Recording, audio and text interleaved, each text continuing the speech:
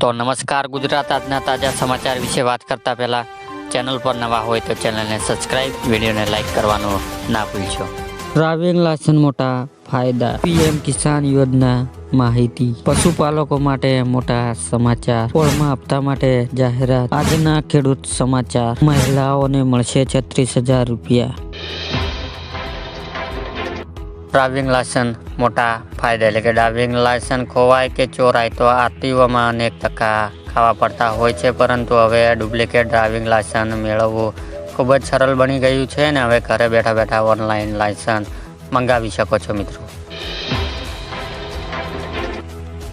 PM કિસાન યોજના માહિતી, શરૂઆતના સમયમાં ગ્રામ પંચાયત સ્તર પર તપાસી કર્યા વિના ખેડૂત પાસેથી પીએમ કિસાન યોજના માટે આવેદન લઈ લેવામાં આવ્યા હતા અને યોજના શરૂ કરી દેવામાં આવી હતી। પાછળથી ધીરે ધીરે તેમના તપાસી શરૂ થઈ હતી। કેન્દ્ર સરકાર વધુ તપાસી કરીને ખાતામાં તેમજ જમીનને અપડેટ ખેડૂત પાસેથી માગ્યા, જેના લીધે ખોટા ખેડૂતોને ફરિયાદ પાસ થયો હતો। પશુપાલકો માટે મોટા સમાચાર, પશુપાલનને વ્યવસાય તરીકે સ્વીકાર, પશુપાલન કરવા માંગતા લોકોને આર્થિક સહાય પૂરી પાડવા માટે રાજ્ય સરકાર દ્વારા 12 દુધાળા પશુની ડેરીએ ફોર્મ છાપવાની સહાય યોજના અમલ મુકાઈ છે અને આણંદ જિલ્લામાં વર્ષ 2022-2023 દરમિયાન સ્વરોજગારીના હેતુસર આ યોજના હેઠળ કુલ 28 અરજીઓ મંજૂરી કરાઈ હતી અને લાભાર્થીઓને આશરે ₹21.70 લાખથી વધુની સહાય ચૂકવવામાં આવી છે।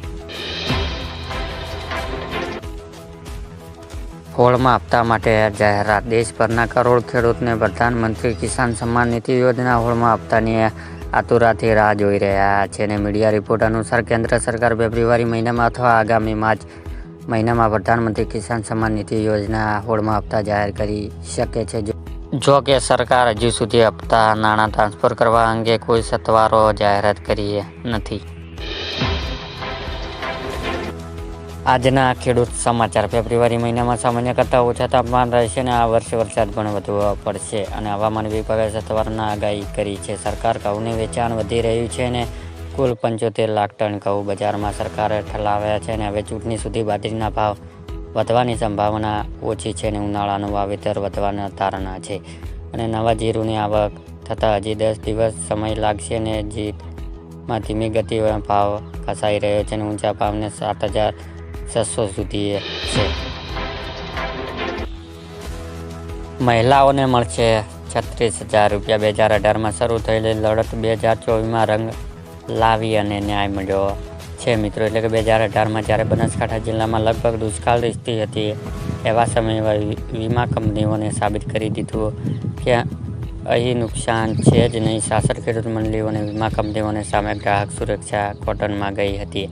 ગ્રાહક સુરક્ષા કોર્ટમાં ચુકાદો 6 વર્ષ આવ્યો અને તાજેતરમાં કોર્ટમાં તમામ ખેડૂતોને 9ના વ્યાજે મળતર ચૂકવવાનો આદેશ કર્યો છે અને 8,762 જિલ્લા ખેડૂતને 11 કરોડની મળતર 60 દિવસમાં ચૂકવવાનો આદેશ કરાયો છે।